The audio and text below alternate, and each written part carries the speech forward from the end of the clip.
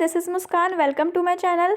अगर आप इस चैनल पे न्यू हैं तो सबसे पहले चैनल को सब्सक्राइब कर दीजिए एंड बेल आइकन ज़रूर दबा दीजिए ताकि आपको आने वाले हर एक वीडियो की नोटिफिकेशन सबसे पहले मिल सके।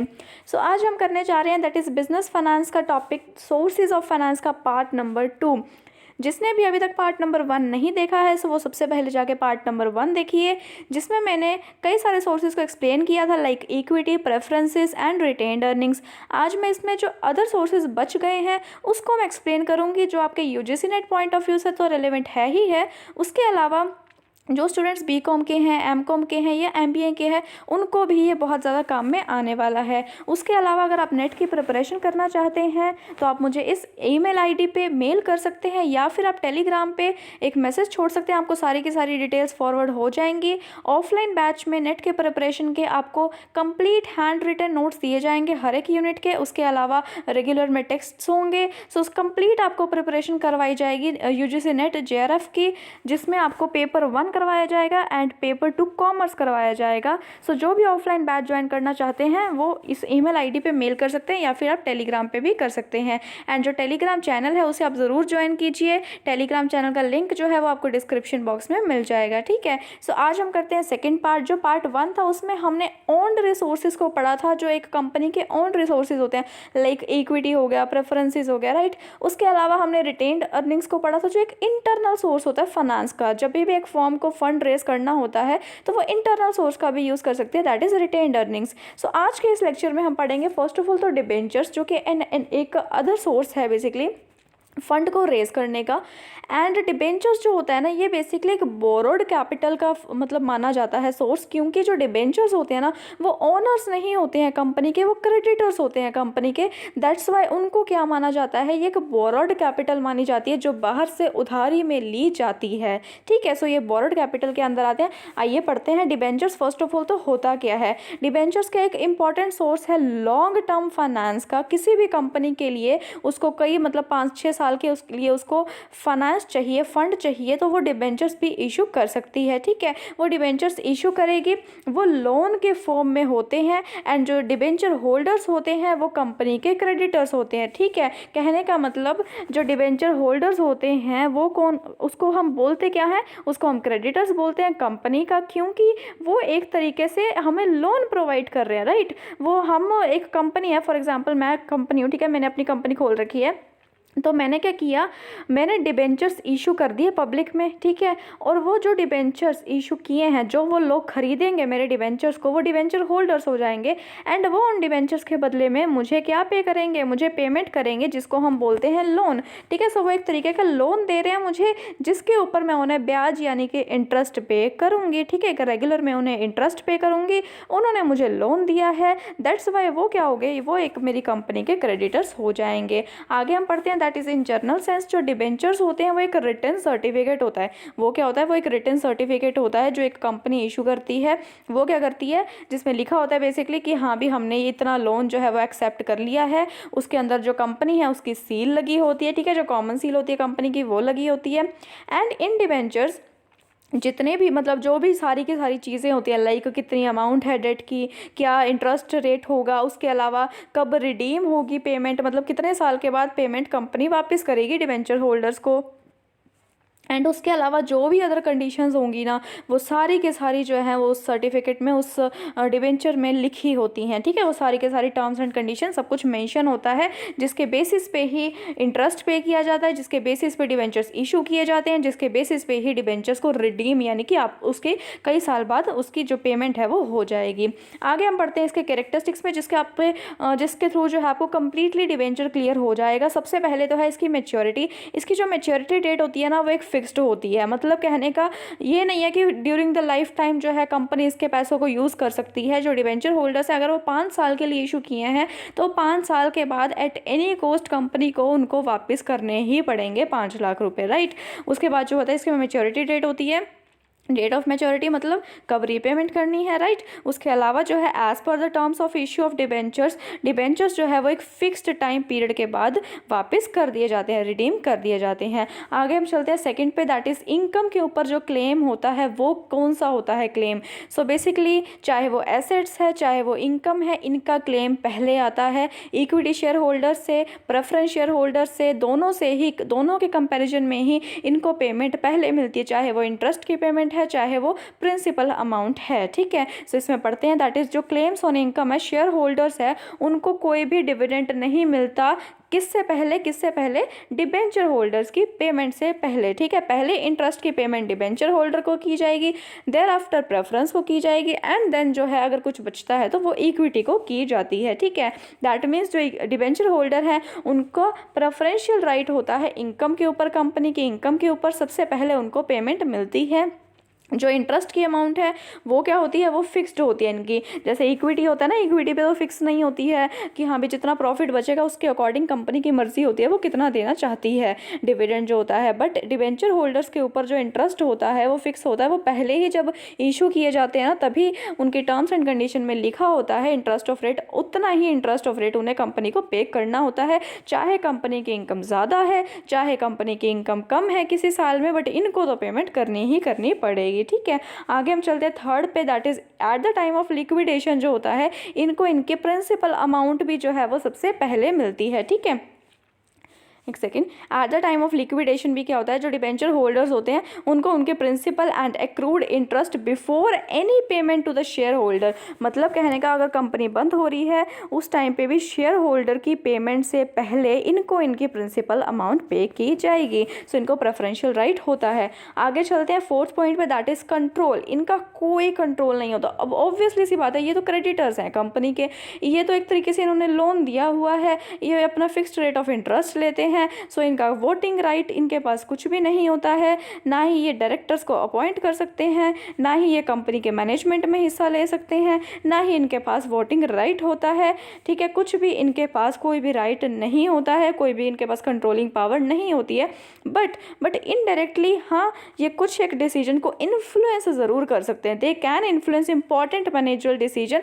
हाँ कंट्रोल नहीं कर सकते हैं बट इनडायरेक्टली प्रभाव डाल सकते हैं। वो कैसे, फॉर एग्जाम्पल लाइक उन्होंने कंडीशन रख दी कि हाँ भी इतनी मिनिमम लिक्विडिटी रेशियो तो रखो ही रखो। अगर उनको लग रहा है कि हाँ भी हमारा इंटरेस्ट रेट जो है वो रिस्क में है, हमारी प्रिंसिपल अमाउंट जो है वो रिस्क में है, देन वो कंपनी को बोल सकती है कि हाँ भी इतना मिनिमम लिक्विडिटी रेशियो रखो, ठीक है। बट हाँ अगर उनको उनका टाइम से पेमेंट मिल रहा है, उनका कंपनी जो है वो उनको इंटरेस्ट की पेमेंट मिल रही है, उनको मतलब दे रही है, प्लस उनकी प्रिंसिपल अमाउंट भी जो एज़ पर द कॉन्ट्रैक्ट उनको टाइम से मिल रही हैं, तो वो इंटरफेयर नहीं कर सकते हैं रूटीन के मैटर्स में, ठीक है। कंट्रोल तो वो बिल्कुल भी नहीं कर सकते हैं, बट हाँ इन्फ्लुएंस कर सकते हैं डायरेक्टली अगर उनको लग रहा है कि हाँ भी हमारी रिस्क में है या हमें नहीं मिल रही है, ठीक है। इन दैट केस अगर उनको टाइम से मिल रही है तो उन्होंने कुछ नहीं लेना देना, इन दैट केस वो इनडायरेक्टली भी इन्फ्लुएंस नहीं कर सकते हैं, ठीक है। आगे हम चलते हैं कुछ एक टाइप्स पे जो कि इंपॉर्टेंट रहेंगे आपको नेट के एग्जाम में भी प्लस किसी भी और एग्जाम में भी आपको डायरेक्टली इनमें से क्वेश्चन आ सकते हैं। तो शॉर्ट में इन्हें पढ़ते हैं। फर्स्ट ऑफ ऑल तो है bearer and registered debentures. Bearer debentures क्या होता है, बियरर का मतलब क्या होता है, लाइक मेरे पास डिबेंचर है, ठीक है, तो मैं डिबेंचर दिखा के पेमेंट ले लूँगी बैंक से। आपके पास डिबेंचर है तो आप दिखा के पेमेंट ले लोगे, वो किसी की मर्जी के नाम पे हो वो डिबेंचर, उससे मतलब नहीं है। अगर वो मेरे हाथ में है तो मैं उसे बैंक में दिखा के पेमेंट ले लूँगी, आपके हाथ में है तो आप उसे दिखा के बैंक में ले लोगे। बेसिक मीनिंग इसका यही है। आइए पढ़ते हैं। दैट इज जो बियरर डिबेंचर्स होते हैं आर दोज डिबेंचर्स जिनको हम ट्रांसफर कर सकते हैं मेयर डिलीवरी के थ्रू, मतलब बाय अगर डिलीवरी करके मैंने आपके हाथ में पकड़ा दिया तो वो आपका हो गया, ठीक है, दैट्स इट। इसमें क्या होता है, जो इंटरेस्ट होता है ना सच डिबेंचर्स पे वो पे किया जाता है with the help of coupons attached with the debentures. Debentures के साथ कुछ कूपन्स अटैच्ड होते हैं एंड वो कूपन्स जो है वो बैंक को दिखा के द होल्डर जो है वो पेमेंट ले सकता है by presenting these coupons to the bank, मतलब बैंक को प्रेजेंट करके वो सिंपली पेमेंट ले सकते हैं। अब वो डिबेंचर मेरे पास है तो मैं दिखा के पेमेंट ले लूँगी, आपके पास है तो आप दिखा के पेमेंट ले लोगे। ऑन द कॉन्ट्ररी जो डिबेंचर्स जो है वो can be transferred by prior information to the office of the company, उनको हम बोलते हैं रजिस्टर्ड। कहने का मतलब मतलब अगर डिबेंचर्स जो हैं वो मैं ऐसे ही आपको दे रही हूँ, ठीक है, तो वो हो गए बियरर डिबेंचर्स। आप उसको दिखा के पेमेंट ले सकते हो बैंक से। वही अगर मैं आपको ट्रांसफ़र करने से पहले मैं प्रायर जो है परमिशन ले रही हूँ एक तरीके की, या प्रायर इन्फॉर्मेशन दे रही हूँ कंपनी को, उसके बाद जो है उनके रजिस्टर्ड ऑफिस में आपका नाम चढ़ेगा, आपके नाम पे होंगे वो ट्रांसफ़र, कंपनी की भी परमिशन ली है पहले, उन्हें इन्फॉर्मेशन भी दी है, ठीक है। तब जब वो आपके नाम पे हो जाएंगे रजिस्टर्ड, देयर आफ्टर जो है आप उसे बैंक में दिखा के पेमेंट ले सकते हो। अगर आपके पास मतलब मैंने आपको दे दिया, मान लो फॉर एग्जांपल, ठीक है, मैंने आपको दे दिया इसमें, उसके बाद जो है मैंने आपको डिबेंचर दे दिया, उसके बाद आपने क्या किया, आपने बैंक में जाके दिखा दिया, तो आपको पेमेंट नहीं मिलेगी अगर वो रजिस्टर्ड डिबेंचर्स है। तो वो बैंक वाले कहेंगे ये तो किसी और के नाम पे है, रजिस्टर्ड हम आपको क्यों पेमेंट दें, है ना। सो बियरर और रजिस्टर्ड में ये फ़र्क होता है कि रजिस्टर्ड में जो पहले रजिस्टर्ड करवाना पड़ता है ट्रांसफ़र करने से पहले, मतलब फ्री ट्रांसफ़र होगा एंड देयर आफ्टर ही आप उसे पेमेंट ले सकते हो। बियरर में अगर सिंपली आपके हाथ में है तो आप जाके दिखा दोगे, वो किसी मर्जी के नाम पर रजिस्टर्ड हो, डजेंट मैटर, ठीक है। सो इसमें ये चीज़ होती है, under it principal and interest जो होता है can be paid only to that holder whose name is registered in the office of the company. आगे ने वही बात, दैट इज अगर वो कंपनी के ऑफिस में जिसका नाम रजिस्टर्ड है सिर्फ और सिर्फ उसी को पेमेंट की जाएगी, ये नहीं कि किसी मर्जी के हाथ में पकड़ा दो और उसे पेमेंट मिल जाए। आगे हम करते हैं, दैट इज सेकेंड पॉइंट पे, रिडीमेबल एंड इररिडीमेबल डिबेंचर्स हैं। इसमें क्या होता है, रिडीमेबल है, ये मैंने आपको प्रेफरेंस में भी बताए थे, प्रेफरेंसेस के टाइप में भी बताए थे। रिडीमेबल वो होते हैं जिनकी पेमेंट जो होती है वो आफ्टर स्पेसिफिक पीरियड उनको कर दी जाती है, ठीक है। लाइक 5 साल के लिए इशू किए तो 5 साल के बाद उनको रिडीम कर दी जाएगी, उनकी जो पेमेंट है वो उनको रीपे कर दी जाएगी, ठीक है। ऑन द अदर हैंड जो इररिडीमेबल होते हैं वो ड्यूरिंग द लाइफ टाइम चलते रहते हैं, वो कंपनी की मर्जी होती है, वो रिडीम होती है, पेमेंट उसकी जो होती है वो वापस की जाती है अगर कंपनी की मर्जी होती है, तो कंपनी के ऑप्शन पे होती है डिपेंड। हाँ, बट इंडिया में जो है वो इस टाइप के इशू नहीं किए जाते हैं, जो मतलब इररिडीमेबल डिबेंचर्स हैं। नॉर्मली जो डिबेंचर्स होते हैं, जैसे कि मैंने आपको बताया, इनका एक फिक्स्ड टाइम पीरियड होता है, उसके बाद ही पेमेंट करनी होती है। सो बेसिकली जो इंडिया में भी इशू किए जाते हैं वो रिडीमेबल ही होते हैं, ठीक है। और इररिडीमेबल में क्या होता है, ड्यूरिंग द लाइफ टाइम चलता रहता है, मतलब जो डिबेंचर होल्डर है वो फोर्स नहीं कर सकते हैं कंपनी को। आगे हम चलते हैं थर्ड पॉइंट पे, that is convertible and non convertible. ये भी मैंने आपको प्रेफरेंस में बताया था, लगभग वैसा ही है। इसमें भी ये चीज़ होती है कि अगर तो डिबेंचर होल्डर को ऑप्शन दिया जा रहा है कि after a fix time of period कि आप अपने डिबेंचर्स को इक्विटी में कन्वर्ट कर लीजिए, उसे तो हम बोलेंगे कन्वर्टेबल डिबेंचर्स। मान लो मैंने जो है 3 साल के लिए डिबेंचर्स इशू कर दिए, मेरी कंपनी है, मैंने किसी को इशू करके दे दिए, ठीक है, 3 साल के लिए इशू करके दे दिया। अब उसको मैंने 3 साल के बाद बोला कि ना हम आपको ऑप्शन दे रहे हैं कि आप जो है अपने डिबेंचर्स इक्विटी में कन्वर्ट कर सकते हो। सो अगर वो ऑप्शन मिल रहा है एक स्पेसिफिक प्राइस पे, एक स्पेसिफिक प्राइस पे एंड एक स्पेसिफिक पीरियड के बाद, उनको तो हम बोलते हैं कन्वर्टेबल डिबेंचर्स। एंड इस टाइप का अगर कोई भी ऑप्शन नहीं दिया जा रहा तो उनको हम क्या बोलते हैं, नॉन कन्वर्टेबल डिबेंचर्स। आइए आगे बढ़ते हैं, दैट इज़ फोर्थ पॉइंट पे। इसमें क्या बोल रहा है, secured and unsecured debentures. Secure debentures वो होते हैं बेसिकली जिनके अगेंस्ट में कुछ ना कुछ सिक्योरिटी रखी जाती है, are given security on asset of the company. मतलब कहने का जो डिबेंचर्स होल्डर होते हैं ना, उनको विश्वास नहीं होता कंपनी के ऊपर, एंड वो क्या करते हैं कि हाँ भी हम तो मतलब खरीदेंगे कंपनी के सिक्योर डिबेंचर्स। कहने का मतलब आप पहले जो है एक कुछ ना कुछ सिक्योरिटी रखिए हमारी, मतलब हमारे पास अपनी कंपनी की कोई भी एसेट को एज अ सिक्योरिटी हमारे पास मॉर्गेज कीजिए, उसके बाद ही हम आपके जो डिबेंचर्स हैं वो खरीदेंगे एंड आपको पेमेंट देंगे। सो उसको हम बोलते हैं सिक्योर्ड। ताकि इससे क्या होता है, बेसिकली उनकी पेमेंट सिक्योर हो जाती है, उनको विश्वास नहीं होता। मान लो अगर कंपनी ने इंटरेस्ट की पेमेंट नहीं करी या कंपनी ने प्रिंसिपल अमाउंट की पेमेंट में आनाकानी करी या नहीं करी, तो कम से कम डिबेंचर होल्डर जो है वो अपनी एसेट बेच के, वो सॉरी अपनी नहीं, कंपनी की एसेट बेच के अपने जो है क्लेम्स को सेटिस्फाई कर सकते हैं, मतलब अपनी पेमेंट निकाल सकते हैं कंपनी के एसेट को बेच के, कल को अगर इंटरेस्ट या प्रिंसिपल अमाउंट में कुछ भी घपला होता है तो, ठीक है। उसके अलावा जो अनसिक्योर्ड डिबेंचर्स होते हैं उनमें क्या होता है, उनमें कोई भी सिक्योरिटी जो है कंपनी उनके पास नहीं रखती है, अपनी मतलब जो कंपनी है वो अपनी एसेट को एज अ सिक्योरिटी उनके पास नहीं रखती है, किसी भी सिक्योरिटी को, ठीक है। आगे हम चलते हैं, ये तो थे हमारी बोरोड के अंदर आ जाता है, दैट इज डिबेंचर्स, ठीक है। उससे पहले हमने पिछले वाले पार्ट में पढ़े थे इक्विटी की प्रेफरेंस एंड रिटेन्ड अर्निंग्स को, जो कि बेसिकली ओन्ड में आ जाते हैं, एंड जो रिटेन्ड अर्निंग्स है वो इंटरनल फाइनेंसिंग होती है। एंड मेनली जो होता है ना वो लॉन्ग टर्म के लिए, जैसे इक्विटी है, प्रेफरेंसेस है, ये डिबेंचर्स हैं, ये लगभग सारे के सारे लॉन्ग टर्म के लिए फाइनेंस इकट्ठा करने के लिए यूज़ किए जाते हैं ये सारे के सारे रिसोर्सेज। अब कुछ एक ऐसा होता है, कंपनी को ऑब्वियसली रूटीन में भी पैसा चाहिए होता है, उन्हें वर्किंग कैपिटल की भी नीड होती है ना, मतलब जो रूटीन के जो एक्टिविटीज़ होती हैं और ऑपरेशंस होते हैं उनको चलाने के लिए भी उनको पैसों की ज़रूरत होती है, ठीक है। सो उनके लिए बेसिकली क्या होता है, शॉर्ट टर्म सोर्सेज का भी कंपनी यूज़ करती है। अब इन सोर्सेज में कौन कौन से आते हैं, सबसे पहले तो हम पढ़ते हैं बैंकिंग सोर्सेज, उसके बाद हम पढ़ेंगे नॉन बैंकिंग सोर्सेज को। ठीक है, सबसे पहले जो बैंकिंग सोर्सेज आते हैं जिनमें बैंक का यूज़ किया जाता है फाइनेंस इकट्ठा करने के लिए, वो कौन से होते हैं? सबसे पहला है that is line of credit. Line of credit क्या होता है?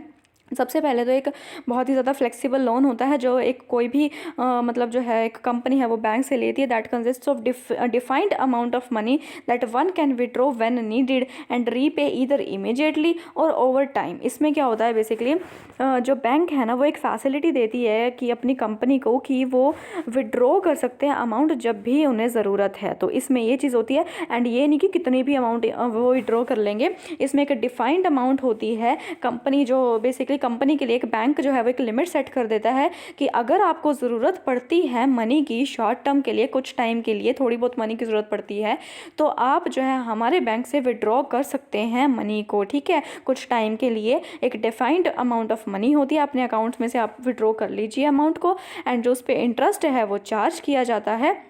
कब से? On a line of credit as soon as money is borrowed. For example, आज अगर मनी निकाली गई है बाय द कंपनी, सो आज से ही इंटरेस्ट कैलकुलेट होना स्टार्ट हो जाएगा। ठीक है, सो इसमें बेसिकली सिंपल सा होता है सोर्स लाइन ऑफ क्रेडिट है जिसमें उधार दिया जाता है बैंक के द्वारा शॉर्ट टाइम के लिए। उसको बोला जाता है कि आप मनी विड्रॉ कर सकते हैं। ठीक है, और जो है जितनी उसके अकाउंट में पड़ी है वो तो वो वैसे ही विड्रॉ कर लेगा, उसके अलावा अगर मतलब उसको विड्रॉ करनी है तो वो बैंक से ले सकता है, उसके ऊपर इंटरेस्ट चार्ज किया जाएगा। ठीक है, एक डिफाइंड अमाउंट ऑफ मनी इसमें होती है। उसके बाद आता है दैट इज़ ओवरड्राफ्ट। ओवरड्राफ्ट में क्या होता है? इन दिस फैसिलिटी, इसमें क्या होता है, जितनी उसने अपने करंट अकाउंट में, कोई भी कंपनी उसका करंट अकाउंट बना हुआ है, उसके अकाउंट में जितनी अमाउंट है एक्चुअल डिपॉजिट है, उसके अलावा उसके ऊपर से कोई भी एक्स्ट्रा अमाउंट जो है वो विड्रॉ करना चाहता है कोई भी कस्टमर, तो बैंक उसे अलाउ करती है। मतलब उसके अकाउंट में अगर मान लो 2 लाख रुपए हैं, सो अगर वो 2 लाख से ज़्यादा विड्रॉ करना चाहता है सो उसे हम कहेंगे ओवरड्राफ्ट। अब उसके तो अकाउंट में है ही नहीं, सो वो बैंक उसे ये चीज़ प्रोवाइड करके देता है, उसे पैसे प्रोवाइड करके देता है। सो जो भी वो एक्सेस अमाउंट विड्रॉ करेगा ना उसे हम बोलते हैं ओवरड्राफ्ट। मतलब जितने हैं उससे एक्स्ट्रा वो प्रोवाइड करवा रहा है। ठीक है, वो विड्रॉ कर रहा है, सॉरी। सो इसमें क्या होता है, जो इंटरेस्ट होता है वो चार्ज किया जाता है एक्चुअल अमाउंट पे जितने भी विड्रॉ की है। ठीक है, मतलब इस पे जो होल अमाउंट होती है उस पे नहीं, जो एक्चुअल अमाउंट विड्रॉ किया, मतलब जो एक्स्ट्रा अमाउंट ओवरड्राफ्ट की अमाउंट है उसके ऊपर इंटरेस्ट चार्ज किया जाएगा। सो ये होता है ओवरड्राफ्ट। और लाइन ऑफ क्रेडिट में क्या होता है? लाइन ऑफ क्रेडिट में एक तरीके का लोन दे रही है। ठीक है, समझ रहे हो दोनों में डिफरेंस? जो लाइन ऑफ क्रेडिट है वो तो क्या है, एक तरीके का बैंक लोन प्रोवाइड कर रही है कि हाँ भी जब भी आपको ज़रूरत है हम आपको मनी दे देंगे। ठीक है, हम आपको, एक बैंक बोल रहा है कि हम आपको मनी दे देंगे, वेन एवर नीडेड हम आपको मनी दे देंगे, आप हमारे बैंक से ले सकते हैं, एक तरीके का हम आपको लोन देंगे। सो लाइन ऑफ क्रेडिट तो एक तरीके का उधार हो गया। बट जो ओवरड्राफ्ट है ना, ओवरड्राफ्ट के में क्या होता है, कंपनी जो होती है, जो कस्टमर है बेसिकली, वो उसके अकाउंट में जितनी मनी पड़ी है उसके ओवर भी अगर वो कुछ मनी चाहता है तो वो उसी अकाउंट में से विड्रॉ कर सकता है, अपने अकाउंट में से जिसकी उसकी एक्चुअल डिपॉजिट है उससे ज़्यादा की, एंड उससे वो उसे हम बोलते हैं ओवरड्राफ्ट। ठीक है, जो एक्चुअल अमाउंट उसने एक्स्ट्रा विड्रॉ करी है उसके ऊपर इंटरेस्ट चार्ज करता है बैंक। सो इस तरीके से जो है वो कोई भी कंपनी है वो फाइनेंस ले सकती है शॉर्ट टर्म के लिए। उसके बाद आता है सिक्योर्ड लोन। सिक्योर्ड लोन में क्या होता है, जब बैंक लोन देता है, एडवांस देता है इन लंप सम, मतलब इकट्ठी अमाउंट दे दी है कोई, मतलब इकट्ठी जैसे नहीं कि किश्तों में, लंप सम अमाउंट दिया अगेंस्ट सम सिक्योरिटी। इसमें ये फ़र्क हो जाता है कि जो कंपनी है ना वो कोई ना कोई सिक्योरिटी रखती है। लाइक उसने अपने जो कंपनी है उसके गुड्स रख दिया, इन्वेंट्री कोई स्टॉक वगैरह रख दिया बैंक के पास, उसके बदले में उसने क्या किया, लोन ले लिया। ठीक है, लंप सम अमाउंट ले ली बैंक से, एंड उसे हम बोलते हैं सिक्योर्ड लोन। इसमें क्या होता है बेसिकली, जो इंटरेस्ट है वो चार्ज किया जाता है ऑन द होल अमाउंट। कहने का मतलब जितनी अमाउंट भी उसने लोन की ली है वो सारी की सारी अमाउंट पे इंटरेस्ट चार्ज किया जाएगा। अब उसने अकाउंट में से विड्रॉ किया मान लो 4 लाख रुपए, और बैंक ने उसे 4 लाख का लोन दिया था, तो वो 4 के 4 के ऊपर ही इंटरेस्ट लगेगा। ठीक है, सो ये होता है, मतलब इस पे जो लोन अमाउंट होती है ना उसके कंप्लीट उसके ऊपर लगता है इंटरेस्ट। ठीक है, सो अगर वो विड्रॉ मान लो मतलब फॉर एग्जांपल अगर हम एक्सेस का एग्जांपल लेके चलें कि जो बैंक है उसने लोन प्रोवाइड किया है 4 लाख का, एंड जो कस्टमर है बेसिकली उसने उसमें से विड्रॉ कितनी अमाउंट की है, उसको ज़रूरत कितनी थी, उसको 3 लाख की ज़रूरत थी मौके पे, सो उसने 3 लाख रुपये विड्रॉ कर लिया और बैंक ने उसे 4 लाख रुपये लोन दे दिया। दिया। सो ऐसा नहीं है कि उसका 1 लाख का ब्याज जो है वो बच जाएगा, ऐसा नहीं होगा। बैंक ने तो अपनी तरफ से 4 लाख का लोन दिया है ना, अब वो विड्रॉ करे 2 लाख 3 लाख, उससे बैंक को मतलब नहीं है, ठीक है। उससे मतलब है कि उसने बैंक ने 4 लाख का लोन दिया तो वो 4 की 4 के ऊपर ही इंटरेस्ट जो है वो लगेगा। आगे हम चलते हैं फोर्थ सोर्स पे, दैट इज़ बैंकिंग सोर्स के अंदर आता है discounting of bills. Discounting of bills में क्या होता है, कस्टमर जो है वो ना डिस्काउंट करवा सकता है बिल अगर उसको जो है इमीडिएट पेमेंट चाहिए, ठीक है, पहले पेमेंट चाहिए। मान लो इसमें क्या होता है अभी, मतलब सबसे पहले हम इसमें पढ़ते हैं फिर आपको समझ आएगा। That is customer can discount the bills due on the future date from the bank. मतलब कहने का कस्टमर है वो बैंक से विड्रॉ कर सकता है, फ्यूचर डेट का बिल है बट वो आज ही पैसे ले सकता है। जो amount of bill after charging discount वो उसके अकाउंट में ट्रांसफर कर दी जाती है कस्टमर के। On the date of maturity bank collect कर लेता है ड्रॉई से बिल के अमाउंट। इसमें क्या होता है, फॉर एग्जांपल मैं आपको समझाती हूँ कि लाइक सेल किए हैं गुड्स, ठीक है। अब सेल में क्या होता है, सेल कर दिए क्रेडिट पे, किसी भी सेलर ने, किसी भी कंपनी ने सेल कर दिए गुड्स कस्टमर को, ठीक है। उसने क्या किया, 3 महीने बाद का उसने बोला मैं तुझे पेमेंट दूंगा। कंपनी में भी बोला ठीक है भी तू मुझे 3 महीने बाद पेमेंट दे दिया, उतनी देर उसने बीआर लिख के दे दिया, ठीक है। अब उसमें क्या हुआ, अब उसको इमीडिएट पेमेंट चाहिए, उसको नीड आ गया, इमरजेंसी आ गई आफ्टर 1 मंथ ही। 3 महीने का बिल था, 3 महीने बाद उस बायर ने पेमेंट करनी थी सेलर को, बट उसको एमरजेंसी आ गई, कभी 1 महीने बाद उसको एमरजेंसी आ गई। अब वो कहेगा कि उसके पास गया कि हाँ भी मुझे तो पेमेंट चाहिए, मुझे दे। वो तो बायर तो मुकर गया, कहता हमारा तो 3 महीने का जो है वो हुआ था बिल, ठीक है, लिखा गया था 3 महीने की बात हुई थी, मैं तो तुझे पेमेंट नहीं देता 1 महीने के बाद। अब उसने क्या किया, जो सेलर था ना, यानी कि जो कंपनी है यहाँ पे, वो बैंक के पास जाएगी कि मुझे इमीडिएट पेमेंट चाहिए, ये बीआर आप रख लो, ठीक है, ये बीआर आप रख लो, मुझे इमीडिएट पेमेंट दे दो, ठीक है। जो भी आप इसके बदले में अपनी फ़ीस चार्ज करना चाहते हो, जो डिस्काउंट चार्ज करना चाहते हो, वो आप अपना कट कर लीजिए। So simple thing is that, इसमें इतना होता है, जो बैंक है वो अपने जो डिस्काउंटिंग चार्जेस है वो कट कर लेगा, ठीक है, और वो उसे इमीडिएट पेमेंट दे देगा। अब इसमें क्या हुआ, सेलर को इमीडिएट मिल गई पेमेंट, उसका काम ठीक हो गया। उसके बाद जो है बैंक को भी इनकम होगी, उसने अपने डिस्काउंटिंग चार्जेस कट कर लिए। अब जब वो बायर है 3 महीने बाद पेमेंट देगा तो वो किसको देगा, वो बैंक को पेमेंट देगा, क्योंकि सेलर को तो ऑलरेडी दे चुका है ना बैंक पेमेंट, तो वो सेलर को नहीं देगा पेमेंट, वो 3 महीने के बाद किसको देगा, वो बैंक को पेमेंट देगा। सो इसे हम बोलते हैं डिस्काउंटिंग ऑफ बिल। आगे हम पढ़ते हैं 5th पे, that is letter of credit. Letter of credit क्या होता है, एक तरीके से गारंटी होती है, ठीक है। जो लेटर ऑफ क्रेडिट है ये उधार की, क्रेडिट वर्दीनेस की गारंटी होती है एक तरीके की। इसमें क्या होता है, कोई भी मतलब बैंक है वो गारंटी लेता है पेमेंट की, which is suppose to be paid by the buyer of the goods. मतलब कहने का कि इसमें क्या होता है, मान लो सेलर है वो अपने गुड्स बेच रहा है किसी बायर को, बायर बोलता है कि मुझे 3 महीने बाद मैं तुझे पेमेंट दूंगा, बट वो न्यू बायर है। अब जो सेलर है उसे तो विश्वास नहीं हो रहा, उसे ये हो रहा है कहीं ऐसा ना हो कि मेरे गुड्स लेके भाग जाए और मुझे पेमेंट ना दे, है ना। सो उसको विश्वास नहीं हो रहा, तो उसने क्या किया, जो बायर है ना, बायर कहता है कि तुझे मुझ पे विश्वास नहीं है बट तुझे बैंक पे तो विश्वास होगा ना, तो वो क्या करता है, वो अपने किसी बैंक की गारंटी दिलवाता है कि हाँ वो बैंक जो है वो गारंटी ले लेगा कि जितनी अभी अमाउंट है भी आप उसे गुड्स बेच दीजिए, ठीक है, मैं इसकी गारंटी लेता हूँ कि ये पेमेंट कर देगा। और बाई चांस इसने पेमेंट नहीं करी, कुछ भी डिफ़ॉल्ट कर दिया, तो बैंक जो है वो खुद के ऊपर रिस्पॉन्सिबिलिटी लेता है कि मैं तुझे पेमेंट करूँगा, ठीक है। सो इसमें ये चीज़ होती है लेटर ऑफ क्रेडिट में कि वो गारंटी देता है अपने कस्टमर्स को, जो उसके बायर्स होते हैं वो उसको, उसके लिए बेसिकली उनकी हेल्प करता है, ये कंपनी के लिए नहीं, उनकी हेल्प करता है, ठीक है। सो इसमें क्या होता है, it helps the customers to obtain an easy credit because it ensures that there is no risk of non payment. अब इसमें क्या हुआ, उनको ईजिली क्रेडिट पे माल मिल गया, बायर्स हैं जो, उनको ईजिली क्रेडिट पे, उधार पे माल मिल गया, ठीक है, और जो पेमेंट की गारंटी है वो बैंक ने ले ली है। सो इसमें क्या होता है, लेटर ऑफ क्रेडिट में ये चीज़ होती है। सो इन सारे के सारे सोर्सेज से हमें क्या पता लगा कि इन सारे के सारे सोर्सेज से डायरेक्टली फाइनेंस हो ना हो बट इनडायरेक्टली ज़रूर हो रहा है। अब इसमें क्या हो रहा है, फॉर एग्जाम्पल गुड्स है वो बेचे जा रहे हैं, राइट। अब गुड्स है वो बैंक ने गारंटी ले ली कि हमारी फाइनेंस तो आ ही जाएगा ना, हमारे पास पैसे तो आ ही जाएंगे, उस चीज़ की हमारे पास गारंटी होगी। सो इनडायरेक्टली क्या है, एक तरीके का हमारे पास फाइनेंस का सोर्स बन जाता है। उसके अलावा जो है डिस्काउंटिंग ऑफ द बिल्स है, हमें पैसा चाहिए, हमें पैसा मिलने था 3 महीने बाद, बट आज हमें रिक्वायरमेंट है वर्किंग कैपिटल की शॉर्ट टर्म के लिए, तो हमने क्या किया, बैंक से इमीडिएट पेमेंट ले ली, ठीक है, या फिर हमने बैंक से लोन ले लिया, या फिर हमने ओवरड्राफ्ट कर लिया, ठीक है, या फिर हमने मतलब लाइन ऑफ क्रेडिट के थ्रू जो है बैंक से विड्रॉ कर लिया मनी, एक तरीके का ये भी लोन ही होता है। सो इन सब चीज़ों के थ्रू क्या है, एक कंपनी जो है वो शॉर्ट टर्म के लिए वर्किंग कैपिटल को रेज कर सकती है, ठीक है, जब उसे थोड़ी मोटी अमाउंट की ज़रूरत होती है और कुछ टाइम के लिए ज़रूरत होती है, इन दैट केस वो ये सारे के सारे सोर्सेज को यूज़ कर सकती है। ठीक है, आगे समझ इतनी। आगे हम चलते हैं बी पे, that is non banking sources पे। अभी यहाँ तक हमने बैंकिंग सोर्सेज पढ़ लिए जो शॉर्ट टर्म में यूज़ होते हैं। अब शॉर्ट टर्म में कुछ नॉन बैंकिंग सोर्सेज भी यूज़ होते हैं। सबसे पहले तो है इसमें इंडिजिनियस बैंकर्स। ये कौन होते हैं? बेसिकली ये मनी लैंडर्स होते हैं, जो प्राइवेट मनी लैंडर्स होते हैं एंड अदर कंट्री बैंकर्स जो होते हैं ना, use to be the only source of finance prior to the establishment of commercial banks.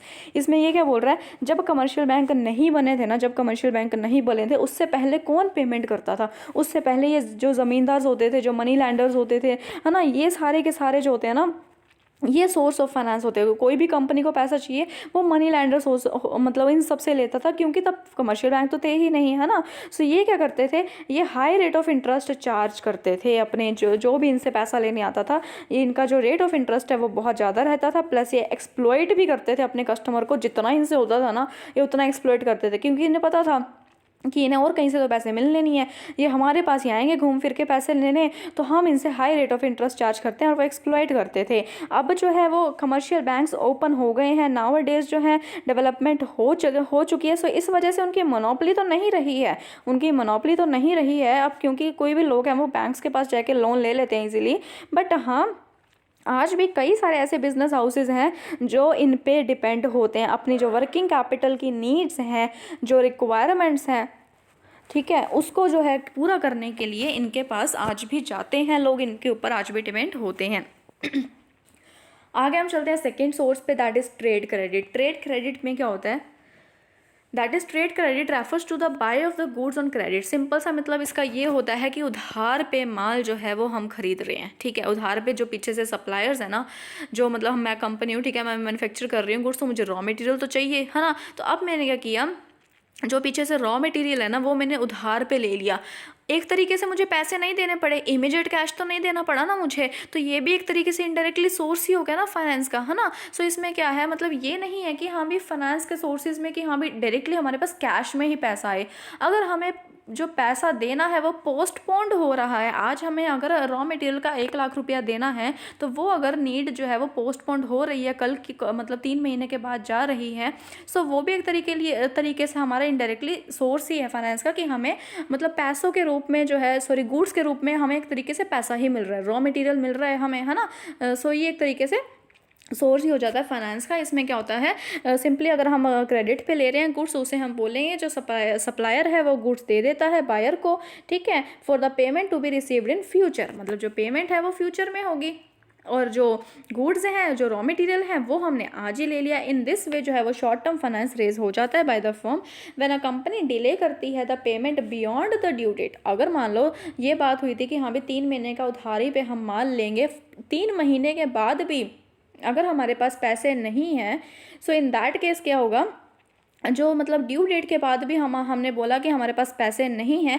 सो उसे क्या बोलते हैं, स्ट्रेचिंग अकाउंट पेबल। मतलब हम अपने उस चीज़ को, हम अपने जो हमारा जो बीआर है उसको और ज़्यादा स्ट्रेच कर रहे हैं। हमने बेसिकली उसको पेमेंट देनी है, तो एक तरीके से वो हमारे बीपी हो गए, ठीक है, मतलब बिल्स पेबल हो गए हैं। सो उसको हम क्या कर रहे हैं, उसको हम और ज़्यादा स्ट्रेच कर रहे हैं, ठीक है। जिससे हमने माल लिया है उसके लिए हम उसके बीआर हो गए, और हमने उनको पेमेंट देनी है, तो हम हमारे लिए क्या हो गए, वो हमारे लिए वो बिल्स पेबल हो गए हैं। सो उसको हम अगर और ज़्यादा स्ट्रेच कर रहे हैं, ड्यू डेट के भी बियॉन्ड जा रहे हैं, इन दैट केस उसको हम क्या बोलेंगे, स्ट्रेचिंग अकाउंट्स पेबल बोलते हैं।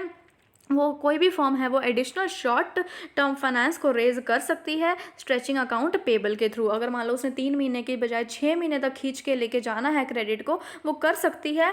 बट हाँ, 3 महीने की बात हुई थी एंड अगर वो 6 महीने तक लेके जा रही है, तो ऑब्वियसली सी बात है, या तो उसे इंटरेस्ट चार्जेस पे करने पड़ेंगे, इंटरेस्ट तो पे करना ही करना पड़ेगा, उसके अलावा जो है हो सकता है उसे कैश डिस्काउंट भी फोरगो करना पड़े। अगर वो आज ही पेमेंट कर रहा है तो ऑब्वियसली हो सकता है उसे कैश डिस्काउंट मिल जाए, बट अगर वही पेमेंट वो 3 महीने बाद करेगा तो उसका कैश डिस्काउंट भी जाएगा, प्लस हो सकता है उसे इंटरेस्ट की पेमेंट भी देनी पड़े, ठीक है। सो बट हाँ, कई बार कंपनी को रिक्वायरमेंट होती है, in that case obviously credit के बिना तो सरता ही नहीं है, तो क्रेडिट पे माल हर एक कंपनी लेती है। आगे हम चलते हैं, that is instalment credit. Instalment credit में क्या होता है, दिस इज़ अनदर मेथड है जिसके थ्रू बेसिकली एसेट्स परचेज की जाती हैं, पोजेशंस जो है वो इमीडिएटली ली जाती है, बट जो पेमेंट है वो इंस्टॉलमेंट में की जाती है, ठीक है, over a period of time pre determine, जो पहले से डिसाइड होता है। इसमें क्या होता है, सिंपल चीज़ यही है कि एसेट ले लेना, ठीक है। एसेट हमने परचेज, जैसे इसमें था ना ट्रेडेड क्रेडिट में, इसमें क्या था, हमने गुड्स पीछे से रॉ मटेरियल परचेज कर लिया, ठीक है, बट जो हमने पोजेशन अपने पास ले ली, हम अपना यूज़ भी करने लगे रॉ मटेरियल, बट जो पेमेंट है वो हम कब करेंगे, इन सम फ्यूचर डेट करेंगे। और इसमें बस ये फ़र्क होता है इंस्टॉलमेंट क्रेडिट में, जो पेमेंट होती है ना वो इंस्टॉलमेंट्स में होती है, ठीक है। वो किस में होती है, वो इंस्टॉलमेंट्स में होती है। कि हमारे पास अगर इमीडिएट कैश नहीं है, अगर मतलब कई बार एसेट्स होती हैं हमें परचेज करनी होती हैं, सो हम परचेज तो कर लेते हैं, पोजेशन भी मिल जाती है, बट हमारे पास इमीडिएट इतना कैश नहीं है, तो हम उसके साथ कॉन्ट्रैक्ट कर लेते हैं कि हाँ भी मैं तुझे इंस्टॉलमेंट में पेमेंट करूंगा, उसे हम बोलते हैं इंस्टॉलमेंट क्रेडिट। जर्नली जो है वो इंटरेस्ट चार्ज किया जाता है अनपेड प्राइस पे, ठीक है। और या फिर वो प्राइसेस में ही एडजस्ट किया जाएगा, या तो वो एसेट की प्राइसेस में ही एडजस्ट किया जाएगा। मान लो 2 लाख की एसेट है तो इंटरेस्ट की अमाउंट या तो उसी के अंदर इंक्लूड कर दी जाएगी, ठीक है, पहले से ही, या फिर जो है वो जितना भी अनपेड प्राइस रहता जाएगा, पहले इंस्टॉलमेंट पे करी, उसके बाद जितनी अमाउंट रहेगी उस पर इंटरेस्ट होगा, देन दूसरी पे करके जितनी अमाउंट रहेगी उस पर इंटरेस्ट पे किया जाएगा। सो इस तरीके से इस पर इंटरेस्ट पे किया जाता है, एंड इस तरीके से जो है वो पेमेंट इमीडिएटली कंपनी को नहीं देनी पड़ती। इन दिस वे जो है उसको ज़्यादा पैसा नहीं होता। सो ये भी एक तरीके का इनडायरेक्टली सोर्स बन जाता है फाइनेंस का। आगे हम चलते हैं एडवांसेस पे एंड पब्लिक डिपॉजिट पे। अब एडवांसेस क्या बोल रहा है, ये लास्ट है बेसिकली। इसके अलावा जो है उसके बाद में कुछ एक इनोवेटिव फीचर्स भी हम सोर्सेज भी हम स्टडी करेंगे इसमें मैंने कई सारे सोर्सेज एक्सप्लेन किए हैं। शायद आपको बहुत कोई रेयर ही ऐसी वीडियो मिलेगी जिसमें इतने सारे सोर्सेज को एक्सप्लेन किया होगा यूट्यूब पे। तो आई थिंक आपको ये वीडियो पसंद आएगी, जिसमें मैंने शॉर्ट टर्म के भी कई सारे सोर्सेज को एक्सप्लेन किया है, इनोवेटिव सोर्सेज को भी एक्सप्लेन किया एक साथ में, प्लस जो होते हैं जो मेन सोर्स होते हैं like equity, preferences and debentures, उनको भी मैंने एक्सप्लेन किया 2 पार्ट्स में, ठीक है। सो इसमें आते हैं हम एडवांसेस पे।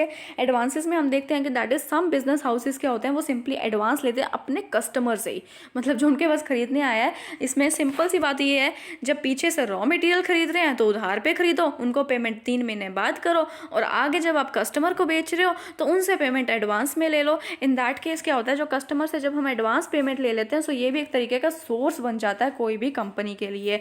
कोई भी एजेंट है उनसे भी हम एडवांस ले लेते हैं अगेंस्ट द ऑर्डर्स। अगर कोई कस्टमर है वो ऑर्डर दे के गया अपने को, अपने गुड्स वगैरह के लिए, अपने उसने गुड्स परचेज करने हैं, उससे हमने बोल दिया कि हाँ भी भाई इतनी पेमेंट एडवांस दे दे, वो एक तरीके से हमारे पास पैसे आ गए, ठीक है। सो ये भी एक तरीके का शॉर्ट टर्म फाइनेंस हो जाता है। आगे हम चलते हैं पब्लिक डिपॉजिट पे। पब्लिक डिपॉजिट क्या बोलता है, पब्लिक डिपॉजिट्स बेसिकली क्या होता है, ये एक अनसिक्योर्ड डिपॉजिट होते हैं। सबसे पहली बात तो ये चीज़ है, ये एक अनसिक्योर्ड, जिसके अगेंस्ट कोई भी सिक्योरिटी नहीं रखी जाती है।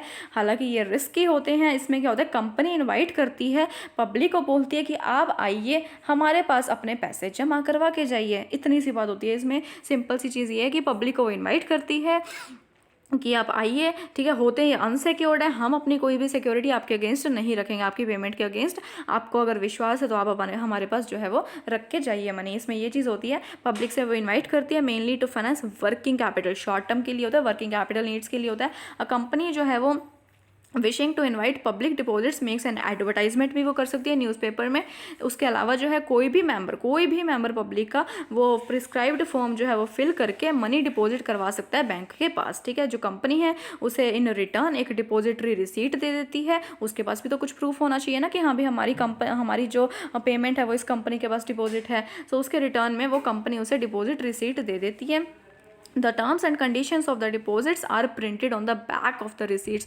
मतलब जो रिसीट के पीछे बैक साइड पे सारी के सारी टर्म्स एंड कंडीशंस लिखी होती है। एंड जो रेट ऑफ इंटरेस्ट होता है पब्लिक डिपॉजिट्स पे डिपेंड करता है on the period of deposit and the reputation of company. ये दोनों चीज़ों के ऊपर डिपेंड करता है। मतलब जो रेट है इंटरेस्ट का, मतलब जो पब्लिक को अगर कंपनी की रेपुटेशन बहुत ज़्यादा अच्छी है, ठीक है, या पीरियड बहुत ज़्यादा लॉन्ग नहीं है, इन दैट केस जो है इंटरेस्ट रेट थोड़ा सा कम भी हो सकता है। बट अगर कंपनी की मतलब रेपुटेशन अच्छी नहीं है तो ऑब्वियसली वहाँ पर रिस्क रहेगा, तो पब्लिक क्या करेगी, वो थोड़ा ज़्यादा डिमांड करेगी इंटरेस्ट रेट का, है ना, क्योंकि उन्हें रिस्क रहेगा। सो उसके ऊपर डिपेंड करता है। सो ये भी एक तरीके का सोर्स बन जाता है कंपनी के लिए। आगे हम चलते हैं फैक्टरिंग पे। फैक्टरिंग में क्या होता है बेसिकली, ये एक ना जो फैक्टरिंग है उसका जो कंप्लीट मतलब ये थोड़ा सा बड़ा टॉपिक है, और इसमें आता है दूसरा दैट इज़ फॉरफिटिंग, ठीक है। सो जो फॉरफिटिंग है एंड फैक्टरिंग है। इन दोनों को जो है अच्छे से अगर डिटेल में आप चाहते हो एक्सप्लेनेशन की, हाँ भी इसकी सेपरेट वीडियो लाई जाए, फॉरफिटिंग को एंड फैक्टरिंग को अच्छे से एक्सप्लेन किया जाए, इन दोनों में डिफरेंस, तो आप मुझे कमेंट बॉक्स में कमेंट करके बता दीजिए। अगर ज़्यादा कमेंट आएंगे तो मैं डेफिनेटली फैक्टरिंग की जो है वो स्पेशल एक सेपरेट वीडियो लेके आऊँगी, जिसमें मैं कंप्लीट प्रोसेस एंड एडवांटेजेस सब कुछ क्लियरली डिफाइन कर दूँगी। ठीक है, उतनी देर तक एज अ सोर्स अगर हम पढ़ें तो इसमें आपको शॉर्ट में थोड़ा सा मीनिंग बता देती हूँ, इंक्लूडिंग इट्स मतलब जो इसका मैकेनिज्म होता है उसको मैं आपको शॉर्ट में बता देती हूँ कि फैक्टरिंग के थ्रू भी कोई भी बिजनेस है, कोई भी कंपनी है, वो फंड रेज कर सकती है। इसमें क्या होता है, इसमें भी लगभग ये डिस्काउंटिंग जैसा ही होता है। इसमें जो है होता है बस इसमें बैंक नहीं होता, बेसिकली इसमें फैक्टर जुड़ जाता है, फैक्टर कंपनी होती है वो जुड़ जाती है। इसमें क्या होता है, इसमें ये है क्लाइंट ये जो है वो एक सेलर है। ठीक है, यहाँ पे जो क्लाइंट है वो कौन है, वो सेलर है। ठीक है, इसने क्या किया, इसने एक कस्टमर को क्रेडिट पे माल बेच दिया, कस्टमर को क्रेडिट पे माल बेच दिया। अब जो क्रेडिट पे माल बेचा है 3 महीने का इनका एग्रीमेंट हुआ था, राइट। अब जो है क्लाइंट है यानी कि जो सेलर है, यहाँ पे जो इनवॉइस है ना ये इस तरफ आएगा। ठीक है, इस इनवॉइस जो है वो क्लाइंट है यानी कि जो सेलर है उसने क्या किया, उसने इनवॉइस जो है वो रेज कर दिया, उसने इनवॉइस क्रिएट कर दिया अगेंस्ट द कस्टमर। ठीक है, सो इतना क्लियर है आपको।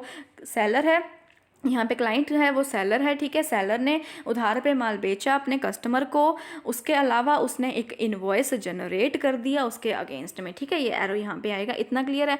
अब जो है वो सेलर है उसे इमीडिएट पेमेंट चाहिए, 1 महीने बाद ही, 3 महीने का बिल था उसे 1 महीने के बाद ही पेमेंट चाहिए। तो वो फैक्टर के साथ डीलिंग करता है, फैक्टर को बोलता है कि मैं तुझे इनवॉइस की कॉपी भेज रहा हूँ, मैं तुझे इनवॉइस की कॉपी भेज रहा हूँ और उस इनवॉइस की कॉपी के बेस पे तू मुझे पेमेंट दे दे। तो वो फैक्टर बोलता है सब कुछ देख दुख के वो पेमेंट कर देता है। और इसमें ये फ़र्क होता है बेसिकली, वो कितनी पेमेंट करता है, वो 80% पेमेंट करता है, वो पूरी पेमेंट नहीं करता है सेलर को, वो 80% पेमेंट करता है। यही फ़र्क होता है। जैसे डिस्काउंटिंग में तो आपको पूरी पेमेंट मिल जाती है, सिर्फ और सिर्फ वो अपने चार्जेस कट करते हैं, राइट। और इसमें क्या होता है, इसमें वो फैक्टर कंपनी 80% पेमेंट कर देगी। उसके अलावा जो बैलेंस है ना, बैलेंस कब वो पेमेंट करेगी, जब उसको पीछे से पेमेंट आ जाएगी। मतलब जो कस्टमर ने 3 महीने के बाद पेमेंट करनी थी, किसको करनी थी, सेलर को करनी थी।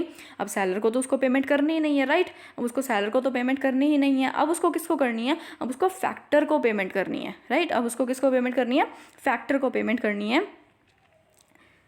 इसमें वो जो फैक्टर को पेमेंट कर देगा 3 महीने के बाद, जब उसको पेमेंट आ जाएगी तो जो रिमेनिंग 20% जो बैलेंस बच गया वो भी वो सेलर को पे कर देगा। बीच में वो अपने कुछ चार्जेस होते हैं उसे वो कट कर लेगा। सो ये है पूरा का पूरा मैकेनिज्म, पूरा का पूरा प्रोसेस जिसके थ्रू एक कंपनी है वो फंड रेज कर सकती है, अगर उसे इमीडिएटली ड्यू डेट से पहले चाहिए तो। ठीक है, आगे हम चलते हैं सम अदर पे। ये मैं आपको शॉर्ट में बता देती हूँ। कुछ एक इनोवेटिव हैं, कुछ एक इंपॉर्टेंट सोर्सेज हैं, अदर सोर्सेज में आ जाते हैं ये फाइनेंस के, जिसके थ्रू एक कंपनी है वो फंड रेज कर सकती है। बेसिकली इसमें 3-4 ही हैं तो जल्दी हो जाएंगे। इसमें सबसे पहले आता है वेंचर कैपिटल। वेंचर कैपिटल क्या होता है, ये एक तरीके की प्राइवेट इक्विटी होती है सबसे पहले तो।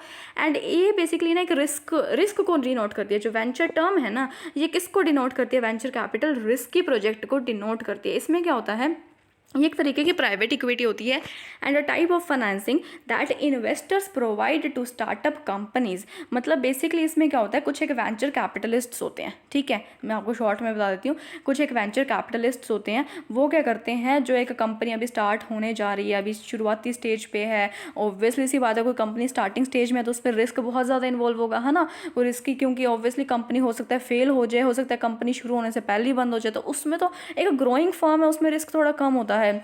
बट जो कंपनी अभी स्टार्ट ही हो रही है उसमें तो बहुत ज़्यादा रिस्क होगा। सो बेसिकली उसमें क्या होता है, ये वेंचर कैपिटलिस्ट उनको पैसा प्रोवाइड करते हैं। ठीक है, उनको पैसा प्रोवाइड करते हैं, बदले में ये अपना वही चार्जेस लेते हैं, इंटरेस्ट लेते हैं मनी पे।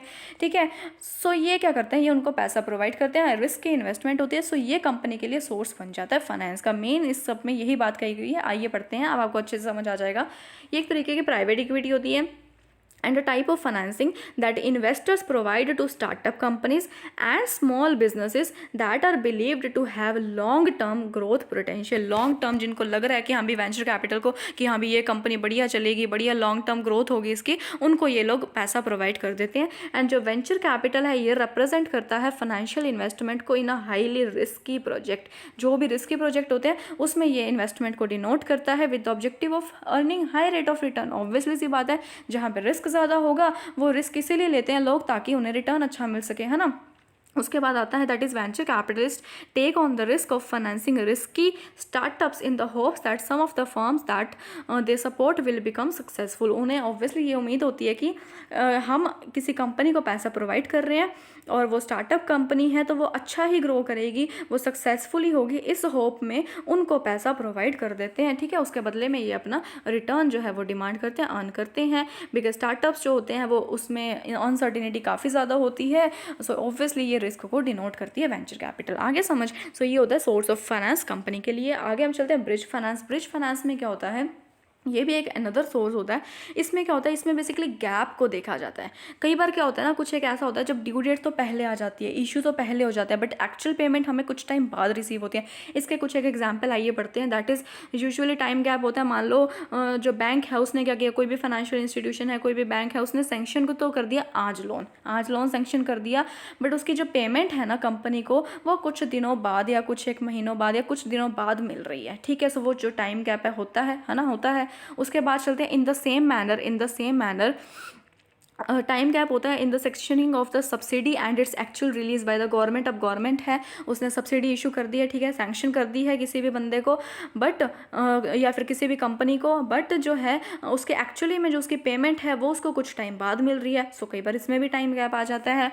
एंड द सेम डिले हो सकती है may occur in the case of public issue. अगर मान लो कोई कंपनी है, उसने शेयर्स वगैरह तो इशू कर दिए हैं, बट लोगों से अभी पेमेंट आना बाकी है, ठीक है, अभी लोगों से पेमेंट आने में कुछ टाइम लगेगा। सो जो रिसीट है पब्लिक सब्सक्रिप्शन की उसमें जो है वो टाइम गैप आ जाता है। सो बेसिकली ये टाइम गैप आता है ना, जो ये टाइम गैप आता है, इसको अवॉइड करने के लिए ना जो फर्म है वो कमर्शियल बैंक के पास जाती है कि आप कुछ टाइम के लिए आप वो उनको दिखा देती है कि हाँ देखो गवर्नमेंट ने हमारी सब्सिडी सैंक्शन कर दी है, बट अभी आई नहीं है, जब आ जाएगी तब हम आपको पेमेंट जो है वो वापस कर देंगे, उतनी देर तक आप हमें शॉर्ट टर्म लोन दे दीजिए। इसी लोन को हम बोलते हैं ब्रिज फाइनेंस। आगे समझ, कहने का मतलब अगर मान लो रिलीज़ हुई है इधर, ठीक है, पेमेंट आएगी इस दिन, ठीक है, रिलीज़ होगी इस दिन, पेमेंट आएगी इस दिन, जो ये बीच का टाइम गैप है ना, इस टाइम गैप की डिले को, मतलब जो डिले हो रही है पेमेंट में, इसको अवॉइड करने के लिए बेसिकली जो कमर्शियल बैंक्स हैं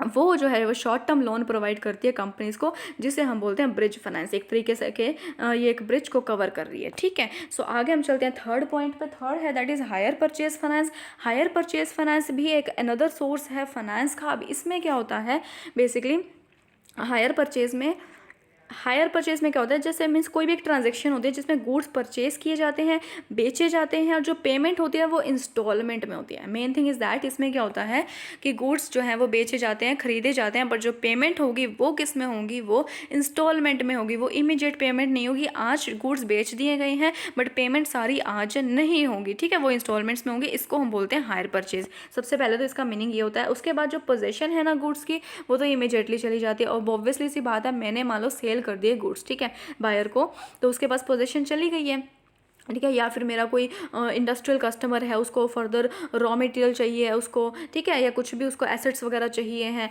तो मैंने उसको सेल कर दी है, ठीक है, उसके पास पोजीशन चली गई है। ऑनरशिप अभी मेरे पास ही है। ऑनरशिप तो उसकी लीगल जो ऑनर हूँ ना, वो तो अभी मैं ही हूँ, क्योंकि मेरे पास अभी उसकी पेमेंट नहीं आई है। हायर परचेज और इसमें यही फ़र्क होता है।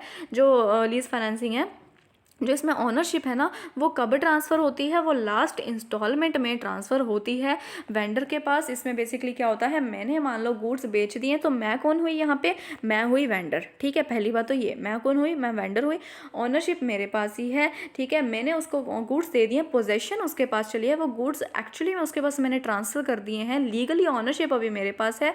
ऑनरशिप मैं किस दिन ट्रांसफ़र करूँगी, जिस दिन मेरे को लास्ट इंस्टॉलमेंट की पेमेंट कर दी जाएगी। अगर मान लो 4 इंस्टॉलमेंट है और 4 में से उस बंदे ने 3 इंस्टॉलमेंट दे दी है, 3 इंस्टॉलमेंट दे दी है, और अगर एक भी इंस्टॉलमेंट बाकी है ना, अभी एक भी इंस्टॉलमेंट बाकी है, देन मैं उसे गुड्स अपने वापस ले सकती हूँ। मेरे पास इतना लीगल राइट होता है, क्योंकि अभी ऑनरशिप मेरे पास है। जो सेलर है वो रीप्रोसेस कर सकता है गुड्स को, अगर कोई भी इंस्टॉलमेंट में घपलेबाजी होती है, डिफ़ॉल्ट होता है, कोई भी इंस्टॉलमेंट देने से अगर बायर मना कर देता है, उसी टाइम पे वो अपने गुड्स वापस मंगवा सकता है सेलर, ठीक है। सो ये चीज़ होती है। उसके बाद जो आता है ईच इंस्टॉलमेंट है वो higher charges as a treat किए जाते हैं till the last installment is paid. जब तक टिल लास्ट इंस्टॉलमेंट नहीं पे की जाती, सारे के सारे जो इंस्टॉलमेंट है वो as a higher charges deal किए जाएंगे, ठीक है, ट्रीट किए जाएंगे। सो ये थे हमारे बेसिकली अदर इनोवेटिव सोर्स। उसके बाद जो लास्ट आता है that is lease financing. Lease financing भी एक सोर्स होता है फाइनेंस का, जिसके थ्रू एक जो भी कोई भी कंपनी है वो पैसा मतलब शॉर्ट टर्म के लिए वो रेज कर सकती है। बट ये जो अपने सिलेबस है ना, इंटरनेट का सिलेबस है लीज फाइनेंसिंग, उसमें एक सेपरेट टॉपिक दिया हुआ है लीज फाइनेंसिंग, है ना, जो सिलेबस में। सो उसको लीज फाइनेंसिंग को ऑब्वियसली मैं ज़्यादा डिटेल में करवाऊंगी, प्रॉपर करवाऊंगी। ऑपरेटिंग लीज, फाइनेंसिंग लीज, इसमें 2 टाइप्स होते हैं, उन सबको, उसके एडवांटेजेस डिसएडवांटेजेस सब कुछ। फाइनेंस लीज के फर्दर 4-5 टाइप्स होते हैं, ठीक है। सो सबको मैं डिटेल में करवाऊंगी क्योंकि ये एक सेपरेट टॉपिक है। सो ये देखिए, ये हमारा जो सेपरेट टॉपिक आ जाएगा लीज फाइनेंस का। सो इसको मैं डिटेल में करवाऊंगी। तब तक के लिए सारे के सारे सोर्सेज हैं लीज फाइनेंस का भी वीडियो देखिए, आप लेक्चर देखिए, ताकि आपका सोर्स भी क्लियर हो जाए प्लस टॉपिक भी क्लियर हो जाए। सो ये थे हमारे सोर्सेज जिसको आज हमने किया, जिसमें हमने आज मैं आपको थोड़ा बता देती हूँ। इसमें हमने डिबेंचर्स भी स्टडी किए हैं, ठीक है। सबसे पहले हमने डिबेंचर स्टडी किए हैं, उसके फीचर्स, उसके टाइप्स को स्टडी किया। उसके बाद हमने शॉर्ट टर्म जो सोर्सेज होते हैं फाइनेंस के, उसमें हमने बैंकिंग एंड नॉन बैंकिंग को स्टडी कर लिया है। उसके अलावा जो है हमने सम अदर सोर्सेज भी स्टडी कर लिए हैं। अगर आपको ये लेक्चर पसंद आया तो प्लीज़ इसको लाइक कीजिए। प्लस अगर आपको हायर एजुकेशन की वीडियोस चाहिए तो आपको लिंक दे दूंगी डिस्क्रिप्शन बॉक्स में, आप जाके देख सकते हैं, दैट इज़ ऑफ पेपर 1। उसके अलावा जो रिवीजन वीडियोस हैं वो आप मेरी ज़रूर देखिए, जिसमें मैंने कंप्लीट रिवीजन पूरे यूनिट की डाल रखी है। अगर आपको वो लेक्चर्स पसंद आते हैं, आपको क्विक लेक्चर्स पसंद आते हैं, तो आई एम श्योर आपको डिटेल्ड लेक्चर भी ज़रूर पसंद आएंगे। एंड अगर आप हमारा ऑफलाइन बैच ज्वाइन करना चाहते हैं तो डेफिनेटली आप हमें मैसेज कर सकते हैं, ठीक है। सो आप ज्वाइन कर सकते हैं। और तब तक के लिए आप लाइक कीजिए, शेयर कीजिए, अच्छा कमेंट कीजिए। अगर वीडियो पसंद आती है तो मोटिवेशन मिलता है, और अगर कुछ भी कमी लगती है तो प्लीज़ भी मतलब आप अच्छे से मतलब उसे बता सकते हैं कमेंट में, हम उसे इम्प्रूव ज़रूर करने की कोशिश करेंगे, ठीक है। Thank you so much.